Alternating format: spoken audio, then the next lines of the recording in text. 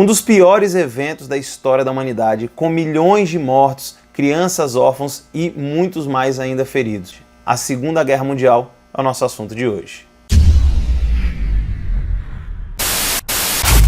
Fala galera, beleza? Tio Tobi na área, voltando aí com mais um vídeo. Hoje um vídeo especial de história, hein? Vamos falar da Segunda Guerra Mundial, essa tragédia que aconteceu aí entre os anos de 1939 a 1945. Galerinha, antes de começar o vídeo, precisamos de algumas rápidas explicações. Esse vídeo vai ser longo, não tem jeito, a Segunda Guerra Mundial é um assunto muito complexo. Então, uma dica, se você quiser, adianta aí a velocidade do vídeo, coloca em 1,5, que o vídeo vai passar bem mais rápido, você ainda não vai perder nenhum detalhe para que fique mais curtinho aí para você. Segundo, como a história da Segunda Guerra Mundial é muito ampla, nós vamos fazer alguns cortes na história aqui. O intuito não é entender batalha por batalha e todos os personagens. A grande questão é você entender num contexto geral o que foi a guerra e como ela modificou para sempre a história da humanidade. Importante dizer que muitos dos fatos que eu irei narrar aqui aconteceram de forma simultânea e não necessariamente na ordem que eu vou contar. Ok? Enquanto estão acontecendo batalhas na Europa, também estão acontecendo batalhas no Pacífico, no norte da África e em outros lugares. Para entendermos a Segunda Guerra Mundial, é fundamental compreendermos a origem desse conflito, que remonta lá da Primeira Guerra Mundial. Na verdade, muitos historiadores, inclusive, dizem que não existiram duas guerras mundiais. Na verdade, foi uma grande guerra com intervalo, com cessar-fogo entre os dois momentos de batalha. Sem dúvida nenhuma, o que mais fomentou a Segunda Guerra Mundial foi o famoso Tratado de Versalhes. O Tratado de Versalhes, além de selar a paz entre os países, ele fez uma coisa que de fato não deveria ter acontecido. Ele humilhou a Alemanha. Os principais vencedores, Reino Unido e França, queriam se certificar que nunca mais a Alemanha seria um empecilho, um adversário dentro do território europeu. Mas afinal, o que foi o Tratado de Versalhes? Ele teve vários pontos, vamos falar aqui de alguns deles que de fato foram muito prejudiciais à Alemanha. Primeiro, a Alemanha foi obrigada a pagar uma gigantesca indenização para os vencedores, na casa aí dos 33 bilhões de dólares. Então, a Alemanha, derrotada na guerra, ainda teve que pagar os vencedores. A Alemanha teve que devolver à França a região da Alsácia-Lorena, uma região de muito conflito entre os dois países, porque era uma região rica em recursos naturais. A Alemanha também perdeu todas as colônias que havia conquistado. Teve que ceder à Polônia, um país recém-criado, uma saída para o mar. Esse pequeno território cedido à Polônia, que ficou conhecido como o Corredor Polonês, passou a dividir o território alemão em dois pedaços, ou seja, a Alemanha deixou de ter um território contínuo. A Alemanha foi obrigada a reduzir os seus exércitos a um contingente máximo de 100 mil soldados. Teve que desativar totalmente a sua força aérea e entregar aos vencedores, principalmente França e Reino Unido, navios e submarinos. Ou seja, deu para perceber que a Alemanha estava realmente muito mal. Mas para piorar toda a situação da Alemanha, no ano de 1929 começa nos Estados Unidos a maior crise da história do capitalismo. E essa crise vai afetar também a Europa. Ou seja, a Alemanha, que já estava em sérios problemas econômicos e sociais, vai passar por uma situação ainda pior. O país está destruído, falta alimentos, falta emprego, falta tudo na Alemanha. Então você imagina a situação. Um país que em outrora foi uma grande potência, agora está completamente arrasado com uma população de mendigos. É o que sobrou basicamente na Alemanha. Você tinha ali coronéis da Primeira Guerra Mundial sem as pernas pedindo esmola na rua. Para você comprar um saco de arroz, você precisava levar uma quantidade absurda de dinheiro devido à grande desvalorização da moeda alemã. Com as exportações praticamente arruinadas devido principalmente à crise de 29, o desemprego assolou a Alemanha, que já estava em uma situação muito difícil. Nessa situação de caos social, bom, é um caldo fértil para surgirem movimentos nacionalistas. E foi exatamente isso que aconteceu na Alemanha. Aliás, não só na Alemanha. A crise de 1929 suscitou aí a formação de grupos nacionalistas nos mais diferentes países da Europa. Aconteceu isso na Espanha, aconteceu na Itália com o fascismo de Mussolini e também na Alemanha com a ascensão de Adolf Hitler e o Partido Nazista. Os nacionalistas defendiam o reerguimento da nação, falando sempre da importância daquele povo e que esse país deveria voltar a ser grande, prometendo emprego, renda e uma vida digna aos povos desses países. É óbvio que em uma situação de total desastre e desesperança, esse tipo de discurso ganha muitos adeptos. E foi aí que o ultranacionalismo começou a ganhar muita força dentro da Europa. Então, para você que vai fazer prova aí, ó, anota aí, a Segunda Guerra Mundial teve como origens o Tratado de Versalhes, a crise de 29 e a ascensão de grupos nacionalistas como o fascismo italiano e o nazismo alemão. Pessoal, como eu disse para vocês, o Tratado de Versalhes ele humilhou a Alemanha. E por que isso não deveria ter sido feito? Porque uma pessoa humilhada, ela passa a cultivar lá no seu íntimo sempre uma vontade de vingança. E foi usando esse sentimento do povo alemão que Hitler, com grande habilidade, conseguiu manipular e chegar ao poder, levando ao povo alemão a mais uma vez ter brilho nos olhos e vontade de se vingar dos seus algozes. Esses grupos nacionalistas que eu citei, eles surgiram com muita força em 3 lugares em especial: na Itália, na Alemanha e também no Japão, um pequeno país da Ásia, lá no Oceano Pacífico. Esses 3 países passaram a ter um ideal expansionista, ou seja, eles queriam aumentar o seu território, aumentar os seus mercados e conquistar mais fontes de matéria-prima. Levando em consideração que esses 3 países tinham objetivos em comum, foi formada uma aliança entre esses 3 países, o que nós vamos chamar de Eixo Roberto. Calma aí, professor. Eixo Roberto, o que é isso? É, Roberto, o eixo Roma, Berlim e Tóquio, ou seja, os líderes do Japão, da Alemanha e da Itália selaram um pacto no qual eles poderiam se ajudar mutuamente. Inclusive, eles chegaram a assinar um pacto anticomunismo, porque, na verdade, naquele período de caos na Europa e também na Ásia, o comunismo ganhava muita força, até porque o comunismo não foi muito afetado pela crise de 29 por ter uma economia totalmente diferenciada, uma economia que não dependia dos americanos. O grande pacto que selou a formação de um grupo que nós vamos denominar de Eixo, anota esse aí, hein? O grupo denominado Eixo, formado por Alemanha, Japão e Itália, foi o Tratado Tripartite. A ascensão de Hitler não gerou grande indignação dentro da Europa. Pelo contrário, Hitler, à medida que conseguia recuperar a economia alemã, ele era até bem visto pelas potências vencedoras da Primeira Guerra Mundial, a França e a Inglaterra. Ninguém se incomodava muito com os discursos nacionalistas do Hitler, até porque, naquela época, o grande inimigo do mundo era a União Soviética, um país que lá em 1917 tinha feito a sua revolução, a Revolução Socialista, e a Rússia tinha se transformado na União das Repúblicas Socialistas Soviéticas. Por isso, à medida que Hitler ganhava força, não foram dando muita atenção para ele. Mas o Hitler claramente tinha intenções expansionistas. E foi aí que Hitler começa a desrespeitar o Tratado de Versalhes. Mas como eu disse, tanto Inglaterra quanto França não deram muita importância a isso. Hitler ordenou o realistamento obrigatório dos alemães, ou seja,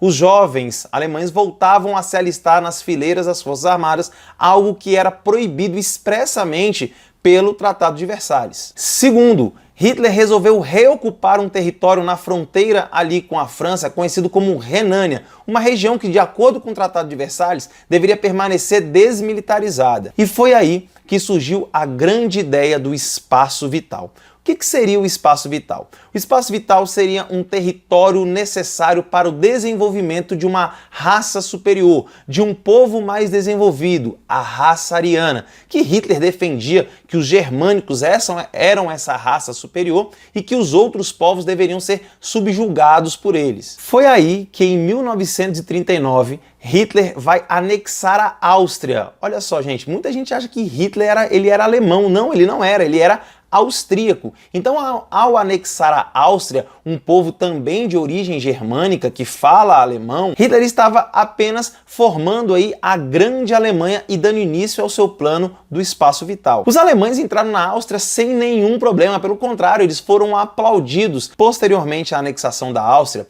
Hitler se volta para os Sudetos, alegando que na região dos Sudetos Se você não sabe, Sudetos ficava na Tchecoslováquia, país que nem existe mais, mas na época existia. Hitler disse que aquela região existia uma grande quantidade de germânicos, logo a anexação daquele território era mais do que justa. Mas nesse momento, a Inglaterra e a França protestaram. Aí você já deve estar pensando, né? Então o pau quebrou na Europa. Não, nada disso. Foi nesse momento que entra a Itália. A Alemanha, junto com a Itália, vão promover na cidade de Munique uma reunião, uma conferência envolvendo a Itália, a Alemanha, a Inglaterra e a França. Olha que interessante. A Tchecoslováquia, o país que estava perdendo território, não foi convidado para participar. E nessa reunião, que ficou conhecida como Tratado de Munique, França e Inglaterra permitem, olha só, permitem que a Alemanha anexe os Sudetos da Tchecoslováquia ao seu território. Isso ficou conhecido como a política do apaziguamento. Então, tentando evitar um novo conflito na Europa, Inglaterra e França, que eram os vencedores da Primeira Guerra Mundial, concederam a Adolf Hitler os Sudetos da Tchecoslováquia. A política do apaziguamento dizia o seguinte: Hitler, beleza, você pode ficar com os Sudetos, mas você garante que você não quer mais nenhum território? Hitler jurou juradinho, ele fez uma promessa dizendo: não vou mais invadir nenhum território. Com a Áustria e com os Sudetos eu estou satisfeito.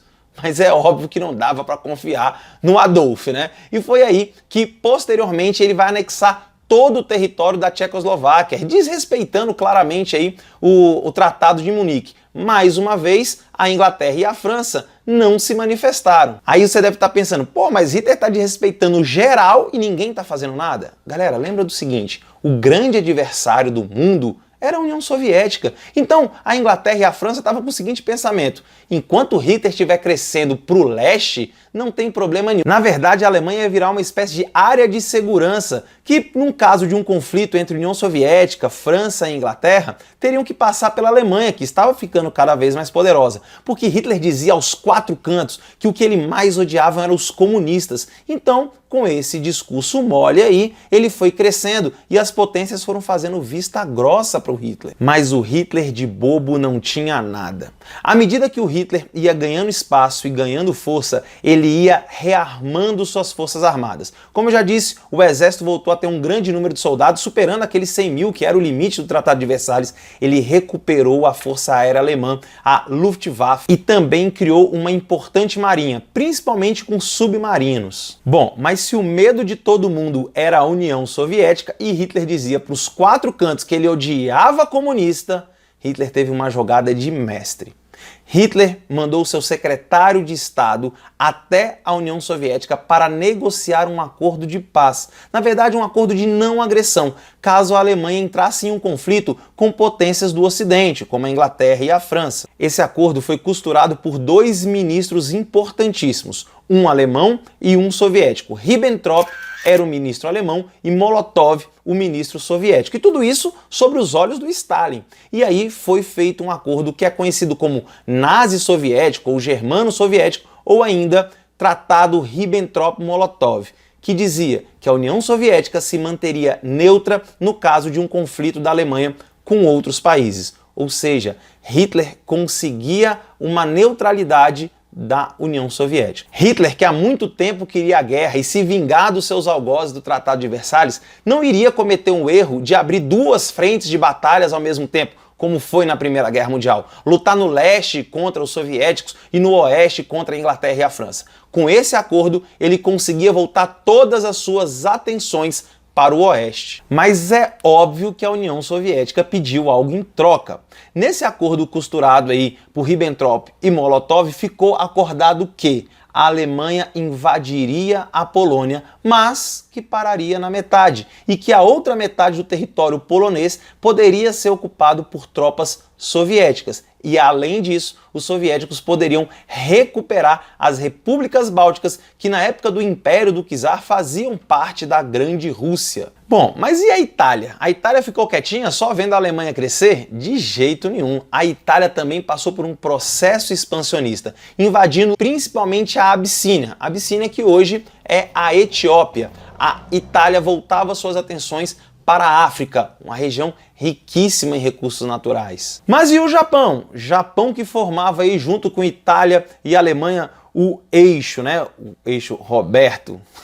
Gostou dessa, né? O Japão, um país pequenininho, o Japão é um arquipélago de ilhas vulcânicas, ou seja, no Japão praticamente não existem recursos naturais. Mas o Japão já era uma grande potência industrial, e como toda potência industrial precisa de recursos naturais, matérias-primas para suas indústrias. E foi aí que o Japão olhou para o continente e viu lá aquele gigante adormecido, rico em recursos naturais. E ele não perdeu tempo, ele foi direto para cima da China.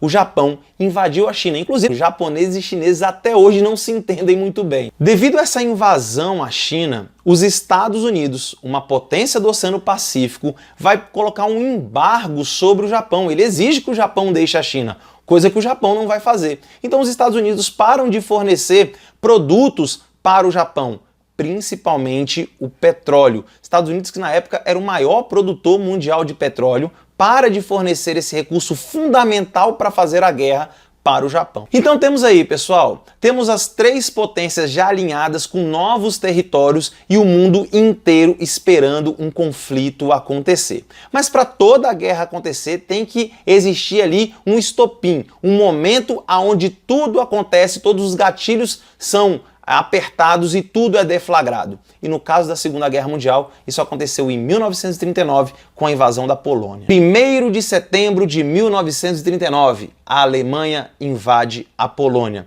com uma nova tática de guerra altamente moderna chamada de Blitzkrieg, ou Guerra Relâmpago. Rapidinho, o que era isso, pessoal? Olha a inovação do exército alemão.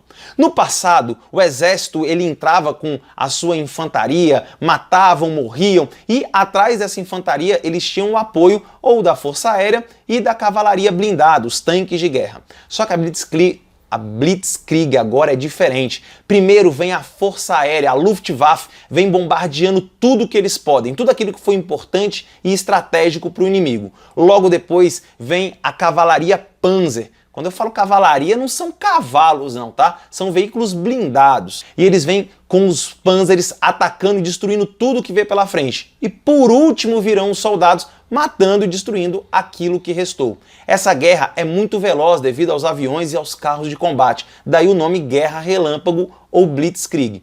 Gente, a Polônia não teve nem como reagir. A Polônia ainda tinha exército montado a cavalo, enquanto a Alemanha um exército altamente moderno. Aliás, era o exército mais moderno daquela época. Colocando em prática o tratado, o acordo nazi-soviético, a União Soviética vai invadir a Polônia pelo outro lado, pelo leste. Gente, o povo polonês, quando viu a União Soviética entrando no seu território, muitos saudaram os soviéticos, achando que eles iriam lutar contra os alemães e proteger a Polônia. E nada disso aconteceu, aquilo era um acordo entre os dois, e a Polônia foi dividida ao meio. Sendo assim, a Alemanha recupera o corredor polonês e mais uma vez integra todo o seu território. Recupera ali o porto de Danzig, ou Danzig, que era inclusive um porto internacional. Senhoras e senhores, no dia 3 de setembro de 1939, a Inglaterra e a França vão declarar guerra à Alemanha. Começa aí a Segunda Guerra Mundial. Bom, galerinha, podemos dizer tranquilamente que a Polônia foi o país que mais sofreu na Segunda Guerra Mundial.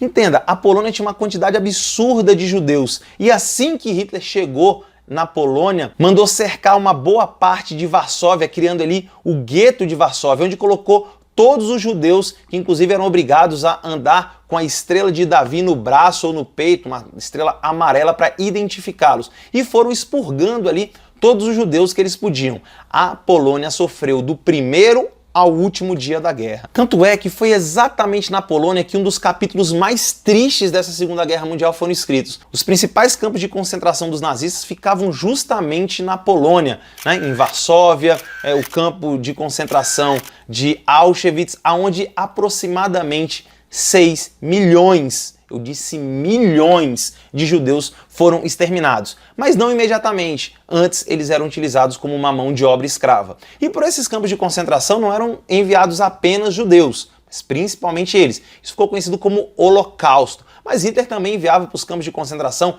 opositores políticos, ciganos, homossexuais e todos aqueles que eram considerados impuros ou uma raça de segunda categoria, porque o importante era ser ariano, era ser germânico. Bem, com a invasão da Polônia, a União Soviética ocupa o outro lado e vai direto conquistar os territórios que eles sempre julgaram ser seus, as repúblicas bálticas, a Letônia, a Estônia e a Lituânia. Ou seja, a União Soviética também se aproveitou aí do início da Segunda Guerra Mundial. Mas aqui, só para fazer um parênteses, algo importante para citar. A União Soviética resolveu invadir um país chamado Finlândia. Aí você deve estar logo pensando, né? Coitada da Finlândia, a União Soviética atropelou a Finlândia. Um país pequeno, só tem gelo, a União Soviética era um gigante.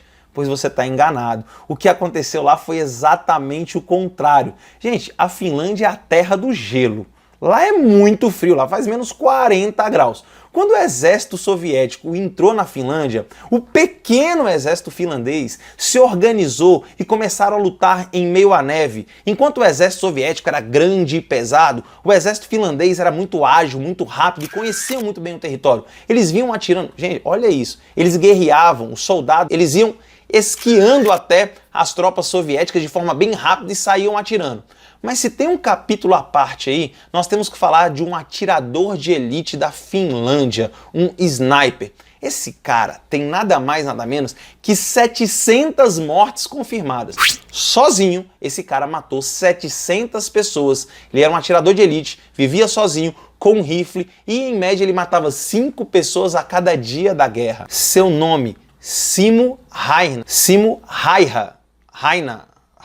Bom, não sei, o Simo alguma coisa, difícil pronunciar esse nome aí em finlandês. Cara, esse cara era tão mortífero que ele foi apelidado de A Morte Branca. Ele foi o grande herói da Finlândia e até hoje é o sniper que mais matou pessoas em uma guerra. Bom, galera, então já deu pra ver aí que a guerra já começou aí com tudo, né? Mas perceba, nesse primeiro momento, quem é que efetivamente está nessa guerra? Nós temos a Alemanha, nós temos a Itália, nós temos a Inglaterra e a França. Ainda são poucos países. Mas, com o início da guerra, essa guerra de fato vai se mundializar. Nós vamos fazer o seguinte, nós vamos pegar a guerra, efetivamente, ou seja, a partir da invasão da Polônia, e vamos dividi-la em 2 pedaços, ok? Porque são pedaços de fato diferentes da guerra. O primeiro pedaço, a primeira parte da guerra, vai de 1939 até o finalzinho de 1941. E esse primeiro pedaço, ele é caracterizado pela expansão alemã, ou seja, o eixo nesse período simplesmente venciam todas as batalhas. Então vamos lá. A Alemanha, que já tinha invadido a Polônia, nos anos de 1940 resolve invadir a Dinamarca e a Noruega. E aí você vai me perguntar, pô, Tito, para que invadir esses 2 paizinhos aí pequenos? Porque o Hitler, a Alemanha, precisava garantir o fornecimento de ferro. Minério de ferro que vinha da Suécia. Então a invasão da Dinamarca e da Noruega garantiria o controle sobre o Mar Báltico. Sendo assim, garantia o fornecimento de ferro. Gente, numa guerra, petróleo é combustível e ferro é matéria-prima para blindado, para avião, para arma, para munição. Sem ferro e sem petróleo, não tem guerra. Posteriormente a isso, Hitler vai invadir a Holanda e a Bélgica. Gente, Holanda e Bélgica tinham se declarados neutros na guerra e o Hitler não quis nem saber. Ele passou o carro por cima desses 2 países, na famosa Blitzkrieg que eu já expliquei. Bem, consolidado com todo esse território, veja o tamanho da Alemanha agora, hein? A Alemanha já é a antiga Alemanha, a Áustria, a Tchecoslováquia, parte da Polônia, a Noruega, a Dinamarca, a Holanda e a Bélgica. Olha o tamanho desse país. Pois é, agora eles vão ter trânsito livre para a França. Lembra quem é a França? A França é a vencedora da Primeira Guerra Mundial. Um dos países que fizeram o Tratado de Versalhes que humilhou o povo alemão. Gente, o Hitler estava com sangue nos olhos, ele ia para cima da França com tudo que ele tinha, falou, vou acabar com esses franceses comedor de croissant. Mas a França não é bobinha não, a França estava precavida contra um ataque da Alemanha. Foi por isso que a França construiu na fronteira, para quem não sabe, França e Alemanha são países fronteiriços, eles construíram uma grande fortificação, conhecida como linha Maginot. Então, de certa forma, os franceses se sentiam protegidos ali pela linha Maginot. Não, aqui ninguém ataca, nossa linha aqui ninguém passa. Pois é, mas a Alemanha já tinha invadido a Bélgica. A Bélgica também faz fronteira com a França. E foi exatamente pela Bélgica que a Alemanha vai invadir a França, ou seja, ela nem passou pela linha Maginot, aquela coisa gigante, cheia de fortificação, ficou lá sem utilização, porque os alemães entraram na França passando pela Bélgica. E olha como a guerra era muito mais moderna. Os alemães, os nazistas, utilizaram paraquedistas que saltaram atrás das linhas inimigas. Os franceses foram pegos completamente desprevenidos. Mas na França não tinha apenas soldados franceses, tinha também soldados do Reino Unido. Como o ataque da Alemanha foi fulminante, os franceses e os ingleses tiveram que bater em retirada, até serem encurralados em uma praia no norte da França, pertinho da Bélgica, conhecida como Dunkerque. Aliás, tem um filme bem recente sobre isso, vale a pena você ver. E galerinha, os ingleses e os franceses tiveram que sair fugidos de lá. A marinha inglesa teve que fazer uma mega operação, inclusive utilizando barcos de pessoas civis, iates, todo mundo que podia ajudar, que podia ceder barcos, cedeu para que eles resgatassem os soldados ingleses e franceses que foram levados para o Reino Unido. Com isso, a Alemanha se vinga da França e obriga os franceses a assinarem um cessar-fogo no mesmo vagão de trem aonde os alemães assinaram sua rendição na Primeira Guerra Mundial. Hitler, o senhor da Europa, conquista a França, um dos maiores países do continente. Mas a Alemanha não conquistou, não dominou totalmente o território francês. Não, eles dividiram o território francês. Na verdade, o norte da França e o litoral atlântico ficou sob o domínio dos alemães nazistas. No sul da França foi instituído um estado fantoche, ou seja, era um estado soberano, mas que na verdade quem mandava eram os alemães. E a capital deixou de ser Paris e passou a ser uma cidadezinha chamada de Vichy, ou Vichy, um desses dois aí. Bom galera, você lembra, Hitler estava com sangue nos olhos, ele já invadiu quase toda a Europa, já pegou a França. Quem é o próximo alvo da Alemanha nazista? Claro, ele, só faltava a cereja do bolo, conquistar o Reino Unido. Mas espera, galera, o Reino Unido sempre é uma questão complicada. Se você não sabe, o Reino Unido é uma ilha, né? E se você de fato não sabe o que é Reino Unido, vai assistir o vídeo de União Europeia. Lá no finalzinho dele eu explico quem é o Reino Unido e quem faz parte dele, né? O Reino Unido é um conjunto de ilhas. Para você entrar no Reino Unido, você precisa pegar navios, você precisa de uma marinha forte. E todo mundo sabe que, historicamente, a rainha dos mares é a marinha da Inglaterra. E a Alemanha não tinha condições de lutar contra a Inglaterra nos mares. Foi aí que Hitler teve uma brilhante ideia. Na verdade, não foi ele, né? Foi um dos seus generais e Hitler seguiu aí essa opção. Para conseguir invadir a Inglaterra, ele precisava de uma superioridade aérea.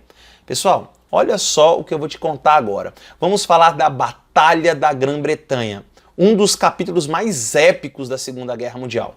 Bom, sabendo que eles precisavam de supremacia aérea, Hitler se utiliza ali das bases militares que ele constrói no norte da França e começa a bombardear a Inglaterra, principalmente Londres. Todo dia, a Força Aérea Alemã, a Luftwaffe, vai voar sobre Londres e despejar toneladas de bombas. E também vai começar a causar um terror, um pânico em cima da população londrina, que passa a se esconder nos túneis do metrô.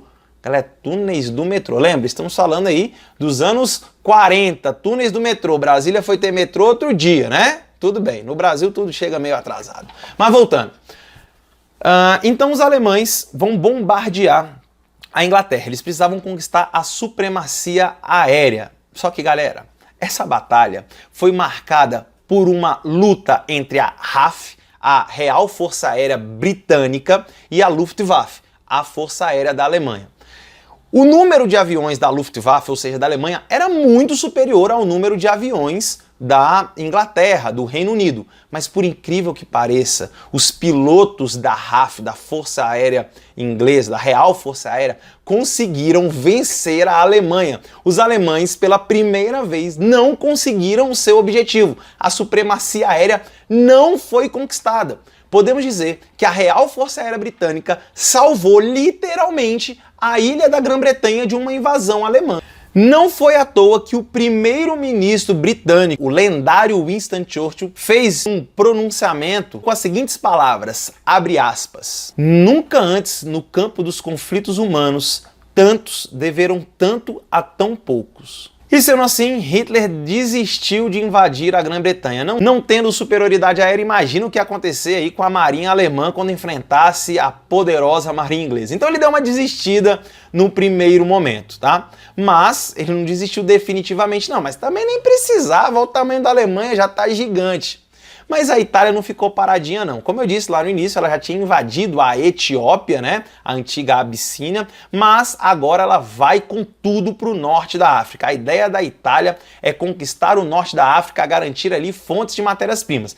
Mas a Itália colocou as manguinhas de fora também na Europa. Ela vai invadir a região dos Balcãs, junto, obviamente, com o exército alemão. Então vai invadir ali a Grécia, a Bulgária, a Romênia, a Iugoslávia. Lembra a Iugoslávia que teve como resistência os partisanos e o Marechal Tito? Vai lá dar uma assistida no vídeo sobre Iugoslávia que você vai entender melhor isso aí. Então a Itália também vai se expandir para a região dos Balcãs e para o norte da África. Bem, mas vocês estão percebendo aí que o eixo, né, os italianos e os alemães basicamente não perdem uma batalha, com exceção ali da Batalha da Grã-Bretanha, que realmente foi um revés para Hitler, eles venciam geral. Os caras tinham a fama de serem invencíveis. Eles conseguiam colocar medo em todo mundo. Falava de Hitler que ia fazer xixi na roupa, porque o cara tava cabuloso. Mas isso subiu tanto a cabeça do Hitler, o Hitler ficou tão doidão que ele teve a seguinte ideia. Para manter uma guerra de longa duração como essa, nós vamos precisar de recursos naturais. A gente precisa de ferro, a gente precisa de petróleo e a gente também precisa de comida, porque os soldados precisam se alimentar. Foi aí que o Hitler resolveu desrespeitar o acordo, o pacto que ele fez com Stalin. Pois é, ele vai desrespeitar esse acordo e vai invadir a União Soviética, o que vai ficar conhecido como Operação Barbarossa.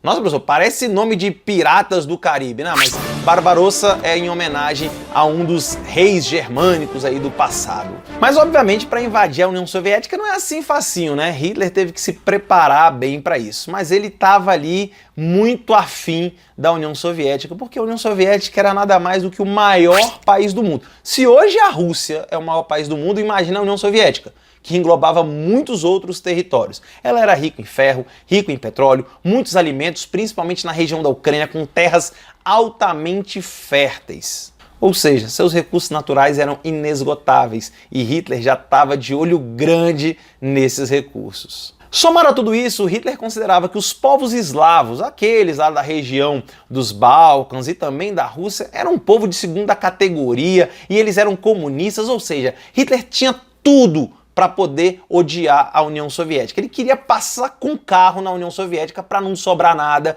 e fazer a grande Alemanha. Galera, se ele tivesse conseguido, a Alemanha ia da França até os Montes Urais. Caraca, ia ser o maior país do mundo. Então ele estava muito afim de conquistar essas terras. Foi aí que na madrugada do dia 22 de junho de 1941 tem início a Operação Barbarossa, ou seja, a invasão da União Soviética. E galera, invadir a União Soviética não é muito fácil não.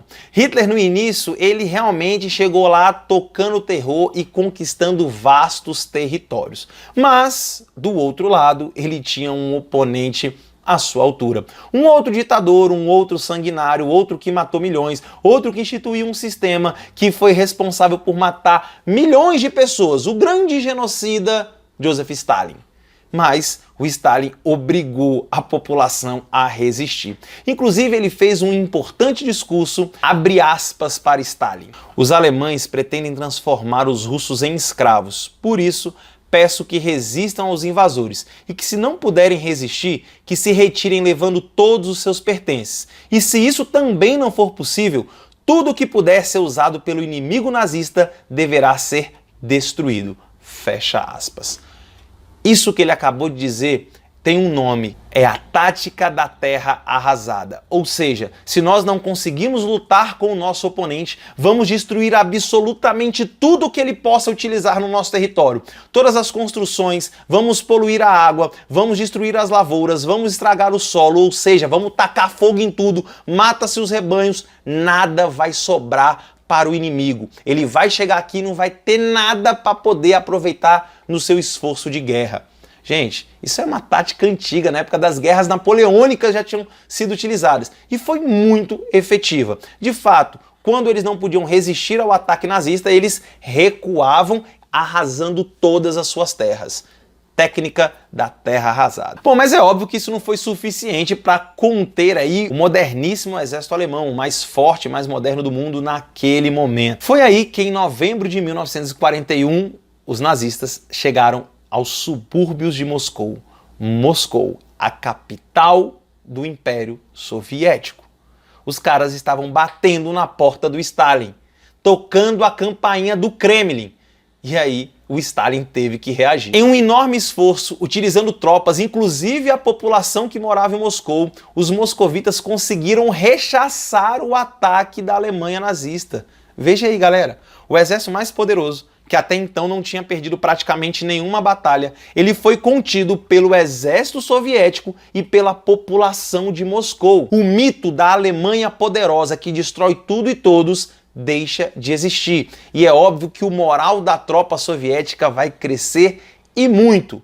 Mas calma aí, não se engane, não ache que porque a Alemanha perdeu uma batalha que ela está destruída, ela ainda tem muita lenha para queimar nessa guerra. Com esse esforço da população e do exército, eles conseguiram jogar os alemães para 400 quilômetros de distância da capital, ou seja, foi um recuo considerável. Mas sem dúvida nenhuma, nada mudaria tanto a guerra quanto que estava acontecendo no Oceano Pacífico.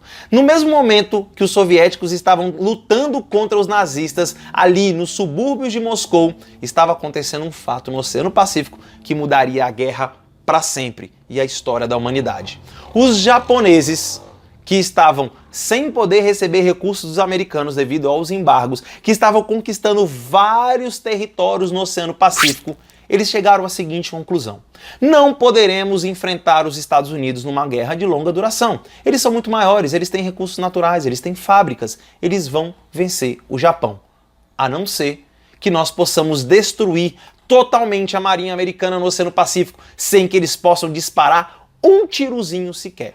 E foi aí que os japoneses, em 1941, vão atacar a base aeronaval em Pearl Harbor, no Havaí. No dia 7 de dezembro de 1941, caças-bombardeiros do Império do Sol Nascente vão sobrevoar a base de Pearl Harbor e vão bombardear e vão destruir a marinha americana que estava toda ancoradinha lá, navio do lado de navio, todo mundo dormindo, era um domingo, ninguém estava esperando um ataque. Foi devastador. Mais de 2.000 soldados americanos mortos. A marinha americana seriamente avariada, com muitos navios afundados. Mas galera, eu não sei se foi por acaso, se é teoria da conspiração, se foi Deus que ajudou.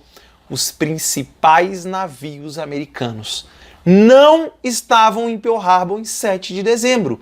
Os porta-aviões, eles tinham saído dias antes. Ou seja, embora o ataque de Pearl Harbor tenha sido um sucesso do ponto de vista de esmagar a marinha americana, eles não conseguiram. Causaram sim muitos problemas, mas os navios mais poderosos dos Estados Unidos ficaram intactos. E isso foi um alto preço para o Japão. Com o ataque a Pearl Harbor, os Estados Unidos não têm outra opção. O gigante que estava adormecido e até então neutro, mais ou menos, né? Ele não estava de fato na guerra, mas estava enviando aí material, equipamento e arma para os aliados, né?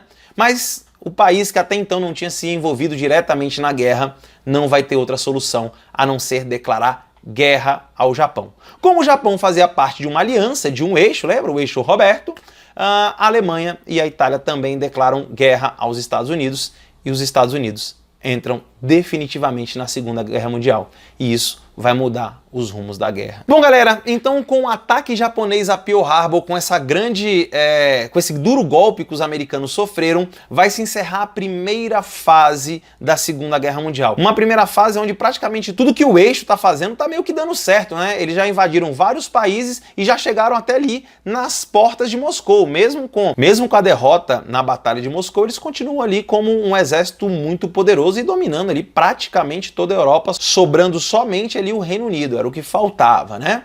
Mas agora os aliados são muito mais fortes. Porque se a Inglaterra estava lutando sozinha, junto com a França, que coitada, a França apanhou mais do que todo mundo, né? Agora a Inglaterra terá dois aliados poderosíssimos. a Inglaterra agora terá ao seu lado, formando o grupo dos aliados, a União Soviética e os Estados Unidos.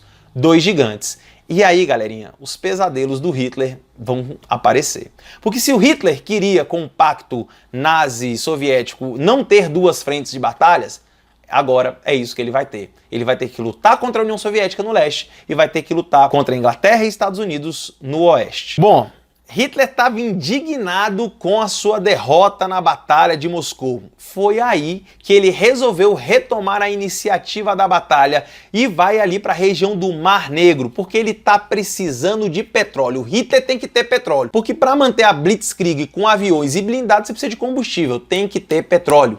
E uma região rica em petróleo é o Cáucaso. E o Hitler falou, preciso dominar o Cáucaso. Então, vai começar uma ofensiva alemã na região do Mar Negro e, dominando essa região, as tropas alemãs vão marchar em direção a Stalingrado, a batalha mais sangrenta da Segunda Guerra Mundial. Stalingrado era tanto um ponto estratégico quanto simbólico. Olha o nome da cidade, Stalingrado, a cidade do líder, a cidade do Stalin. Dominar essa cidade, que era um polo industrial da região do Cáucaso, significaria um duro golpe e mostraria às tropas alemãs que eles iriam sim dominar a União Soviética. E Hitler mandou o 6º Exército Alemão para cima de Stalingrado. O que ele não sabia é que, à medida que ele entrava em Stalingrado, ele estava entrando em uma armadilha criada por Stalin. A batalha em Stalingrado foi extremamente sangrenta, a população resistiu bravamente e, literalmente, a guerra foi vencida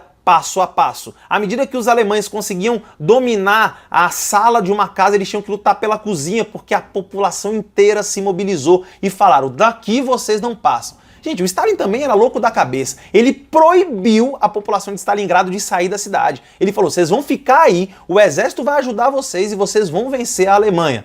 Mas, bom, a Alemanha começou ali destruindo, tá, Stalingrado e o exército soviético. Mas aí o exército soviético, numa tática, fez um movimento de pinça, enviando soldados para a retaguarda, fechando o 6º Exército Alemão dentro de Stalingrado. Ou seja, os alemães não tinham mais como avançar e também não tinham mais como recuar. Mas ainda assim um exército muito poderoso.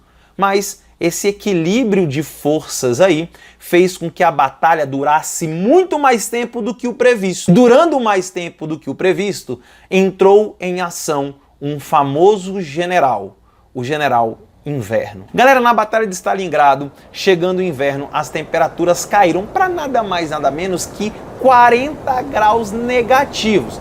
Galera, vocês têm noção do que é 40 graus negativos? Aqui em Brasília, quando faz 10 graus, a gente abate o queixo. Imagina 40 negativo. O exército alemão não estava preparado para essa situação. As armas começaram a dar defeitos, os blindados começaram a não andar, começou a faltar comida e o frio era absurdo. Boa parte dos soldados começaram a morrer congelados. Gente, você já imaginou você guerreando com neve até o joelho? Como é que você consegue avançar? O blindado já não anda. Só que os russos, altamente acostumados com isso. Stalin mandou trazer tropas lá da Sibéria. Galera, Sibéria é um dos lugares mais frios do mundo. Menos 40 graus, os caras tiram a camisa e tomam sol. Porque para eles menos 40 é quente. E com essa força toda, com toda essa estratégia, o exército soviético vai esmagar o exército alemão na famosa Batalha de Stalingrado. No entanto, o número de mortos nessa batalha foi uma carnificina. Podemos dizer que ele foi um moedor de carne. Homens, mulheres, crianças, todos morrendo para defender uma cidade. É nesses momentos que eu me pergunto, até onde vai a imbecilidade humana? Até onde o ser humano é capaz de se matar de tal forma, de forma tão violenta, para conquistar esses objetivos? A derrota da Alemanha na Batalha de Stalingrado, de fato, foi um grande e duro golpe na Alemanha. Para você ter uma ideia, a partir da Batalha de Stalingrado, o exército soviético vai começar a pressionar o exército alemão de volta para a Alemanha. Ou seja, é a União Soviética agora que vai ganhar espaço, que vai empurrar a Alemanha de volta para o seu território. Ou seja, a guerra virou de lado. Bem, enquanto o pau tá quebrando lá em Stalingrado, os Estados Unidos têm uma importante decisão a tomar. Eles precisam decidir se primeiro atacam a Alemanha ou se primeiro vão atrás dos japoneses. E a decisão dos americanos foi ir atrás dos japoneses, aqueles traíras que atacaram de surpresa a marinha americana em Pearl Harbor. Galera, aí você deve estar pensando assim, caraca, os americanos são cabulosos, eles conseguiram vencer a guerra porque eles são super-heróis. Tá, de fato eles tiveram que lutar e derramaram muito sangue por isso mesmo, mas será que você entende qual é a principal arma dessa Segunda Guerra Mundial que fez de fato os aliados vencerem essa guerra? Pois é, não foi a bomba atômica, não foi uma arma ultramoderna, não foi a Blitzkrieg, nada disso. Foi o poder industrial dos Estados Unidos. Os Estados Unidos, que não foram atacados em seu território continental, apenas no seu território insular, tinham uma capacidade produtiva absurda, inclusive uma fonte de recursos naturais praticamente inesgotável dentro de seu próprio território. E com os homens indo para a guerra, as mulheres americanas foram convocadas para trabalhar nas fábricas, ou seja, eles tinham um exército poderoso e a condição de repor as suas perdas sempre que necessário. Isso foi o grande potencial americano para vencer a Segunda Guerra Mundial. E foi aí, usando todo esse potencial industrial, que eles reconstruíram toda a frota do Pacífico. E eles foram para cima do Japão, querendo vingança. Com a reconstrução de seus navios, eles começaram a perseguir os japoneses na região do Pacífico. Eles lutaram ilha por ilha, reconquistando os territórios que o Japão havia tomado. Eles lutaram na batalha de Guadalcanal, Midway e Iwo Jima. Eles lutaram em várias batalhas e, em geral, eles sempre venceram. A grande questão é que durante todas essas batalhas o japonês construiu uma fama que, embora perdendo as batalhas, porque os americanos tinham um poder muito superior aos japoneses, os japoneses eles não se entregavam. Mesmo os americanos vencendo as batalhas, basicamente não sobrava prisioneiro para os americanos, porque os japoneses lutavam até o último homem, ou seja, o número de baixas americanas em cada uma dessas batalhas, mesmo vencendo a guerra, era absurda. Mas mesmo assim, os americanos conseguiram arrasar, esmagar a marinha japonesa. Ou seja, retomaram do Japão todos os territórios por eles conquistados, faltando apenas o território do Japão, as 4 principais ilhas japonesas: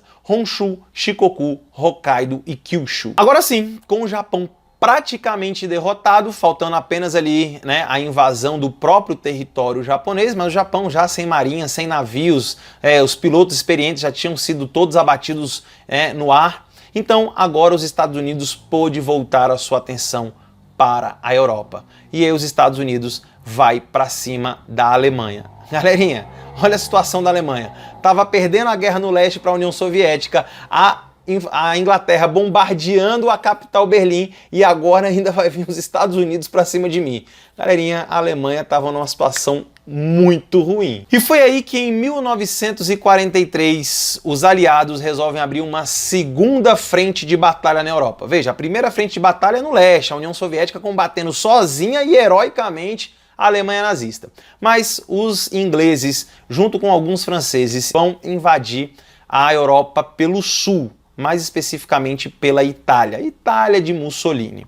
E os aliados, com a ajuda do Brasil, veja aí o nosso país entrando na Segunda Guerra Mundial, enviou para lá mais de 20 mil soldados, né? O governo Vargas envia para a Europa a Força Expedicionária Brasileira, a FEB, cujo símbolo era uma cobra fumando, né? Então, com a ajuda do Brasil, inclusive, e todo mundo adora falar que o Brasil não fez nada na Segunda Guerra, foi lá para fazer turismo. Gente, não foi nada disso não. O Brasil enfrentou grande resistência e vamos lembrar que o Exército Brasileiro não era treinado, não era preparado para um conflito dessa magnitude. Chegamos lá sem uniforme adequado, sem treinamento adequado, sem armamento, tivemos que nos virar ali com o que a gente tinha. O Exército Brasileiro tinha armamento francês e inglês, americano, farda maior do que o soldado precisava, mas ainda assim foram atos heróicos que ajudaram muito os aliados na retomada da Itália.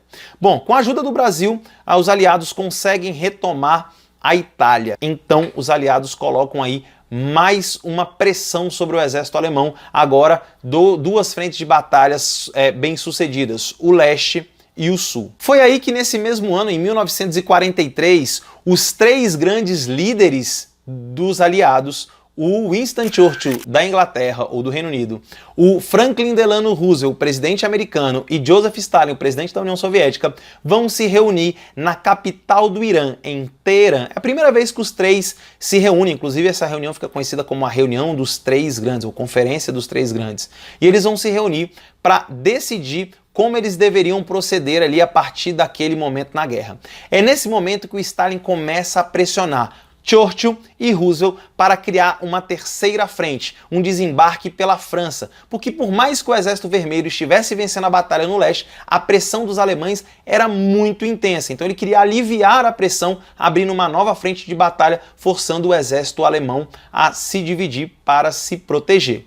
Mas o Stalin era esperto. O Stalin já tinha percebido que o Churchill, o lendário primeiro-ministro inglês, ele estava querendo ali deixar, na verdade, os alemães e os soviéticos numa guerra de atrito para que os dois enfraquecessem. Porque lembram, a Inglaterra e os Estados Unidos são capitalistas, a União Soviética é socialista. O que tem a ver esses países se juntarem? Aí é aquele ditado, né? O inimigo do meu inimigo é meu amigo. Então eles eram aliados de uma maneira circunstancial, mas você vai ver que no futuro essa aliança aí vai ser quebrada.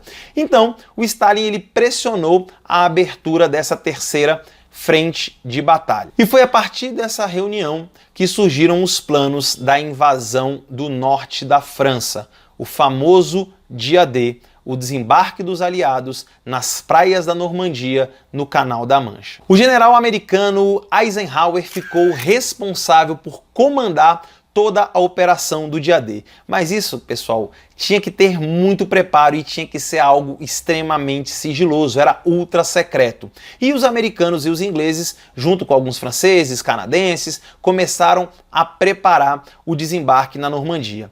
O Dia D foi nada mais que a maior operação militar aeronaval da história da humanidade.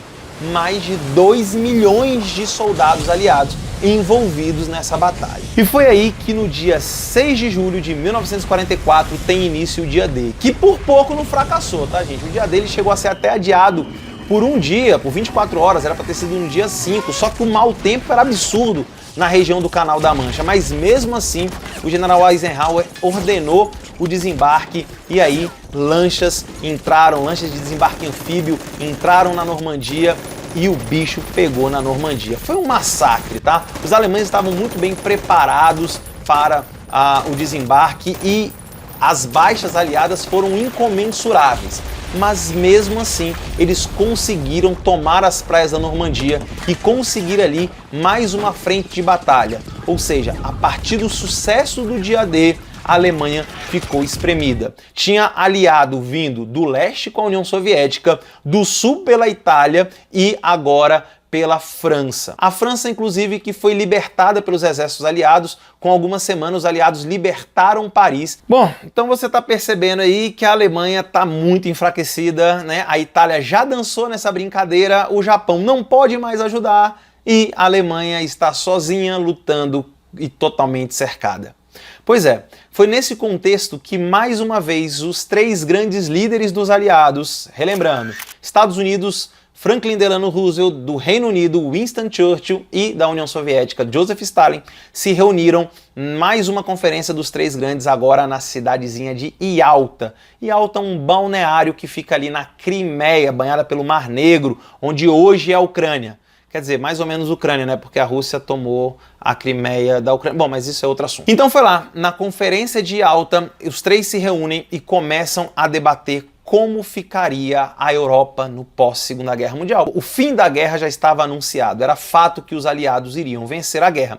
Inclusive foi nessa conferência que surge a ideia da formação das Nações Unidas, já que a sua antecessora, a Liga das Nações, havia fracassado brutalmente. Mas nessa conferência também o Stalin, ele bateu o pé e mostrou a sua força. Bom, já que ele conseguiu libertar sozinho todo o território do leste da Europa, ele exigiu que toda essa região ficasse sob a sua influência ao fim da Segunda Guerra Mundial. Ou seja, os aliados foram forçados a fazer grandes concessões aí ao Stalin devido à demora na abertura aí da segunda e da terceira frente de batalhas e deixaram os soviéticos com uma área de influência bem considerável. Bom, e logo depois dessa conferência, dessa reunião em Yalta, o todo-poderoso Hitler, o grande Führer, o líder do Terceiro Reich, que deveria durar mais de 1000 anos, corajosamente deu um belo exemplo para o seu povo.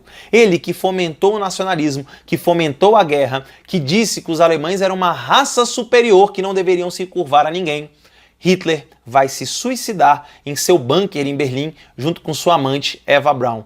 Eu acho que é um fim bem covarde para um cara que fez esse rebuliço todo na Europa e pregava toda a superioridade alemã. Após a morte do Hitler e sem nenhum comando, a Alemanha vai assinar a sua rendição e em 1944 chega ao fim a Segunda Guerra Mundial.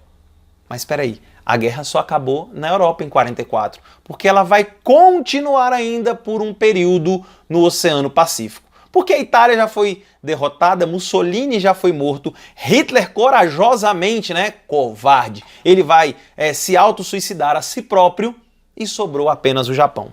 Como eu disse, os japoneses ganharam uma fama de não se entregarem, de resistirem até o último homem. Gente, o Japão já estava enfraquecido, não tinha mais condição de nada, mas faltava ali a invasão às ilhas do Japão. Inclusive, uma das maiores ilhas do Japão que foi invadida, Okinawa, teve uma batalha absurda. Recomendo vocês aí assistirem o filme Até o Último Homem.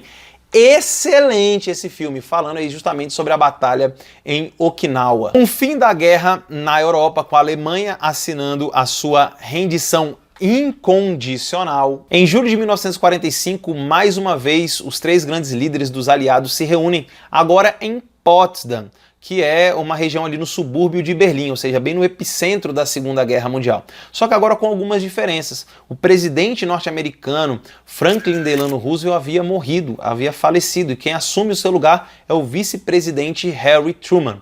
O primeiro-ministro inglês continua na conferência, Winston Churchill, pelo menos numa parte da conferência, e Joseph Stalin estava ali. E agora eles vão conversar sobre o final da guerra e, mais precisamente, a partilha da Alemanha. É nessa conferência de Potsdam que o território alemão ele passa a ser dividido em 4 zonas de influência.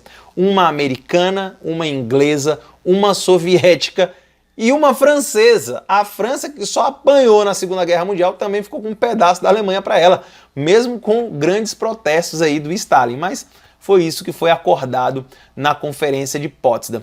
Foi a última vez que os três grandes se reuniram. Inclusive, muitos historiadores dizem que na Conferência de Potsdam tem início ali a Guerra Fria, por uma questão, ingleses e soviéticos, agora com Harry Truman tinha uma visão totalmente diferente do seu antecessor, Roosevelt, eles começaram ali a não se entender muito bem com a União Soviética. Por isso, muitos vão dizer que a Conferência de Potsdam seria o início de uma Guerra Fria que viria a acontecer, mas isso aí é assunto para um próximo vídeo que com certeza eu o farei. Foi também na Conferência de Potsdam que o presidente americano Harry Truman deu uma notícia que mudaria o mundo para sempre. Harry Truman avisou aos seus aliados que os Estados Unidos havia conquistado a tecnologia nuclear. O Projeto Manhattan, que era o projeto de desenvolvimento da bomba atômica, havia conseguido detonar com sucesso a sua primeira bomba atômica e agora os Estados Unidos era detentor dessa nova tecnologia que iria mudar a história do mundo. Só que aí nós temos uma questão, pessoal? Os Estados Unidos conseguiu fazer a bomba atômica para o seu grande inimigo, a Alemanha. Só que a Alemanha já tinha sido derrotada, ou seja, eles têm a arma mais poderosa do planeta, da história da humanidade, mas eles não têm onde utilizar a arma. A arma, obviamente, havia sido testada, mas agora eles não podiam jogar a arma, a bomba atômica, em um lugar de fato habitado. Eles não poderiam saber as reais consequências dessa bomba atômica. Mas espera aí, existia um país que ainda não tinha se rendido na Segunda Guerra Mundial, justamente o Japão. Ou seja, a bomba atômica que foi feita para a Alemanha não deu tempo de ser utilizada para essa finalidade, sobrando para o Japão sofrer com as duas bombas atômicas. O fim da guerra no Oceano Pacífico só veio em 1945. O Japão, de fato, já estava derrotado, não tinha mais nenhum poder de reação, mas se recusava a se render incondicionalmente. E aí, os Estados Unidos, os aliados, precisariam invadir o território japonês. No entanto, as estimativas eram as seguintes: se para conquistar ilhas pequenas, que não representavam tanto assim para o Japão. Milhares de soldados americanos já morreram. Imagina o que vai acontecer aos Estados Unidos se nós resolvermos invadirmos o território japonês. É óbvio que os americanos iriam vencer, isso não tem nem o que discutir, mas o número de baixas americanas nessa invasão seria insustentável, principalmente tendo uma arma que poderia resolver a guerra sem a invasão. Foi aí que no dia 6 de agosto de 1945, o presidente norte-americano Harry Truman ordena o ataque nuclear à cidade de Hiroshima, no Japão.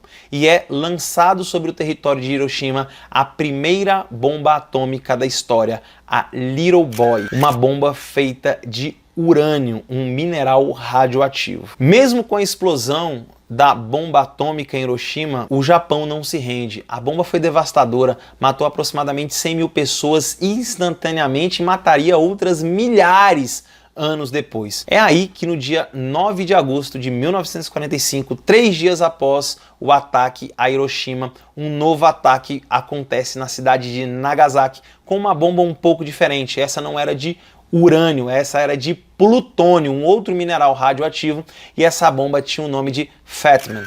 E aí, com essas duas bombas nucleares, com milhares de mortos, acaba definitivamente a Segunda Guerra Mundial, o episódio mais trágico da história da humanidade. A Segunda Guerra Mundial vai deixar um número absurdo de mortos, uma Europa destruída, milhares de crianças órfãos, a maior parte dos homens europeus mortos na guerra ou presos em campos de concentração, uma economia destruída. Ou seja, a Segunda Guerra Mundial ela serviu principalmente para que novas rivalidades surgissem dentro da Europa, principalmente entre os capitalistas e os socialistas. A Segunda Guerra Mundial, a mãe de todas as guerras, a pior guerra da humanidade, ela serviu como um trampolim para um novo conflito, a Guerra Fria, que ameaçava ser um conflito ainda pior, com armas nucleares desenvolvidas por ambos os países e que ameaçava ser a Terceira Guerra Mundial. Mas isso é um assunto para um próximo vídeo. Galera, com isso nós encerramos aí esse triste capítulo da humanidade. Se você gostou desse vídeo, não deixe de dar aquela força para o canal. Se inscreve no canal se você não é inscrito, ative as notificações. Se você puder, curte lá a minha página no Instagram. Vou colocar esse vídeo também no Face, se puder, vai lá, compartilha e principalmente, se você tem um WhatsApp, se você tem aí grupos de estudo da sua turma, do seu colégio ou até da sua família, se você puder, cola aí o link desse vídeo no WhatsApp e manda para geral para que todo mundo possa aí visualizar esse vídeo e o nosso canal possa crescer. No mais, galera, foi um grande prazer estar mais uma vez aqui com vocês. Beijão no coração do tio Toby e até a próxima.